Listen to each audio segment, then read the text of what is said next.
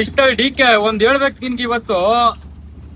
ತಾಯಿ ಸರ್ಗಾಸೋ ರಾಜಕೀಯದವರು, ತಲೆ ಹಿಡಕ್ರು ಮೀಡಿಯಾದವರು, ಮಾನ ಮರ್ಯಾದೆ ಬಿಟ್ಟಿರೋ ಪೊಲೀಸ್ ಅವರು, ನೀವೆಲ್ಲ ಸೇರ್ಕೊಂಡು ಈ ರಾಜ್ಯನ ಏನ್ ಧೂಳಿಪಟ ಮಾಡ್ಬೇಕು ಅಂತ ಅನ್ಕೊಂಡಿದೀರಾ?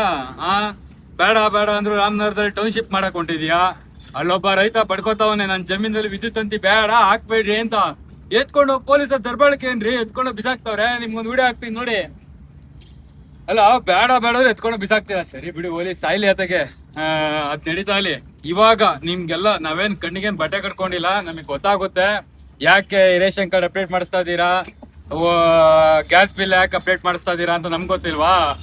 ಅಕ್ರಮ ವಲಸಿಗರು ಬಾಂಗ್ಲಾದೇಶಿಯವ್ರನ್ನ, ಮುಸ್ಲಿಂ ಅವ್ರನ್ನ ಕರ್ಸ್ಕೊಂಡು ಕಳ್ಳೋಟ್ ಹೊದಿಸ್ಕೊಳಕ್ಕೆ ration card update, gas update ಅಂತ ಅನ್ಕೊಂಡು ಅವ್ರಿಗೆಲ್ಲ ಪತ್ರ ಮಾಡ್ಕೊಟ್ಟು ವೋಟ್ ರೆಡಿ ಮಾಡ್ಸಿ ನೀನ್ ಈ ಸಲ ಗೆಲ್ಬೇಕು ಅಂತ ತಾನೇ.